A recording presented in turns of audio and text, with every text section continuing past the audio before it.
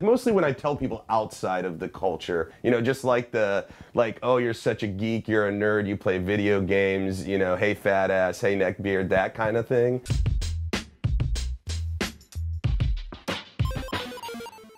And we're back. Did you miss us? In season 1 of The Business of Influence, we covered the ABCs of social media influencers and the lucrative world of advertising and sponsorships that have emerged around it. But for season 2, we're switching gears and diving into gaming. And what better place to start than with Twitch? If you haven't heard of Twitch, we've got you covered.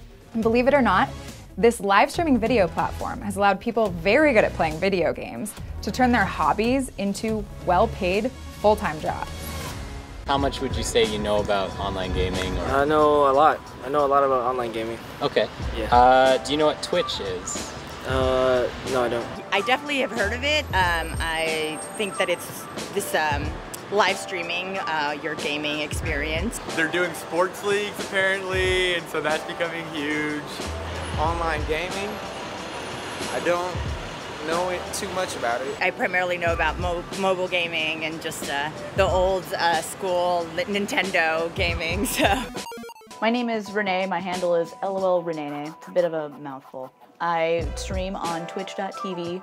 I previously did a little bit of stuff with YouTube, but at the moment I'm full-time streaming, meaning I play video games and talk to people and make people laugh, hopefully.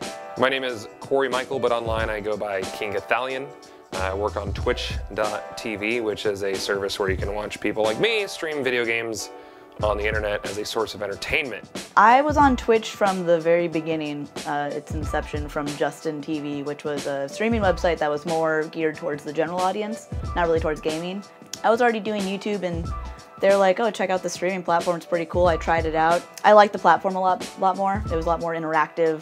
I was able to get like instant gratification if I did something wrong. People would tell me. If I did something right, people would tell me. I just fell in love with it from the very beginning.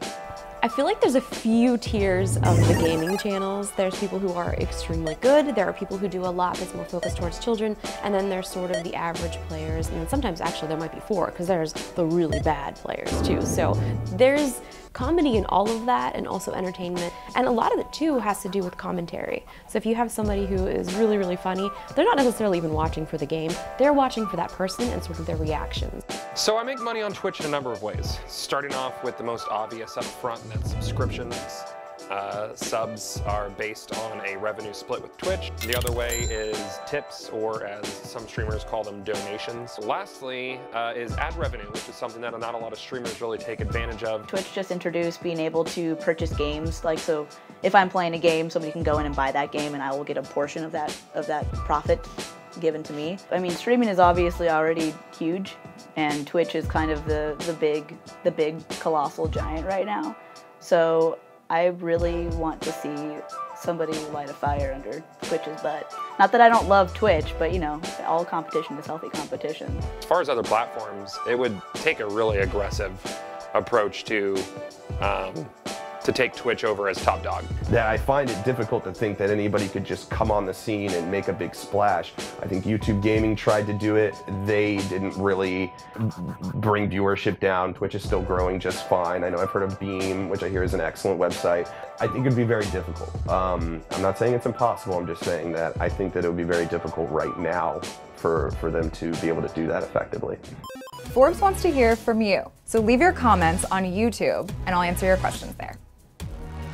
There's this kind of unpleasant, like, a sense of ownership that people are like, well, we got you popular, and so you have an obligation to us to fulfill our interests. It's a whole other game, I think, for women in this business. I know some male influencer type people who have gotten stalked, who have like serious problems with stalkers, but I almost don't know any women who don't.